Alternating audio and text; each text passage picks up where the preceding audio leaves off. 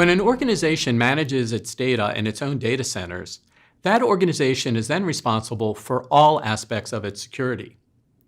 The advantage of using cloud technology, on the other hand, is that the responsibility to secure data is shared between a business and the cloud provider. First, let's be clear about everyone's role in this shared model. When an organization adopts the cloud service provider typically becomes the data processor. The organization is the data controller. While the cloud service provider manages the security of its infrastructure and its data centers, customers gain the benefits of their infrastructure's multiple built-in security layers. This is referred to as defense in depth. The customer's core responsibility is to secure access to data, while the cloud provider, in this case Google Cloud, is responsible for securing the underlying infrastructure.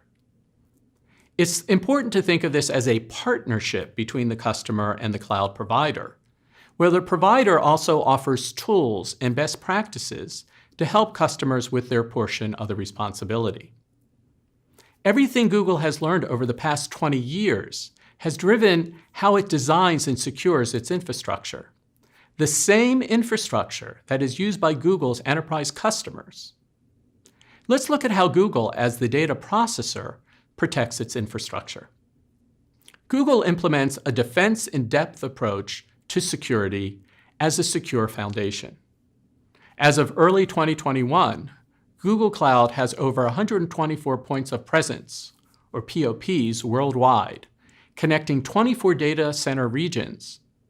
And that's where the security efforts start. There is layer upon layer of security built into Google Cloud products and services. Let's look at Google Cloud's multi-layer approach more closely, starting with hardware. Google designs its own servers, its storage, and its networking gear. In fact, it manufactures almost all of its own hardware, and third parties never see the overall process. The hardware is housed in these high-security data centers that are located around the world. New server builds have an embedded chip called Titan. Titan checks a machine for integrity every time it boots up. The next step is software. The Titan microcontroller continues to verify the operating systems and the rest of the deployed software stack. The server is not allowed onto the network, and it holds zero data until its health is confirmed. The next layer is storage. Storage is closely connected to the idea of data encryption at rest, so let's talk about what that means. Encryption at rest protects data when it's stored on physical media like a hard disk. And that's not all.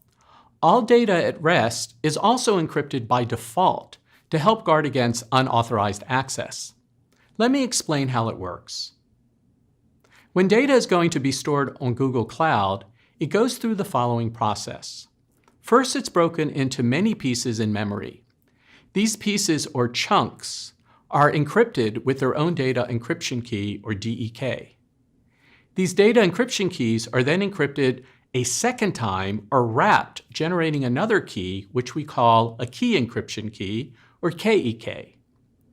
Encrypted chunks and wrapped encryption keys are distributed across Google's infrastructure.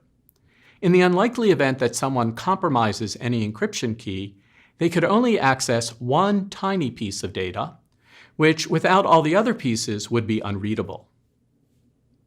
Next is identity. Instead of relying on traditional perimeter approach to security, Google Cloud operates a zero-trust model. This means that every user and every machine that tries to access data or services must strongly authenticate at every stage for each file. Anyone accessing the cloud does so via a network. This is the next layer. Encryption in transit protects data as it moves across the network. The data in transit, that is, all data moving into and out of Google's infrastructure, is encrypted in transit. Multi-layers of defense are in place to help protect customers against network attacks like DDoS attacks. The final layer is the operations layer. At Google, a global team of more than 900 security experts monitor the system 24 hours a day. 365 days a year. Their role is to detect attacks and other issues and respond to them. In addition to these multiple security layers, Google Cloud has an array of features and policies that its customers can use to control access to their data. The next video will cover more information about using these features and policies.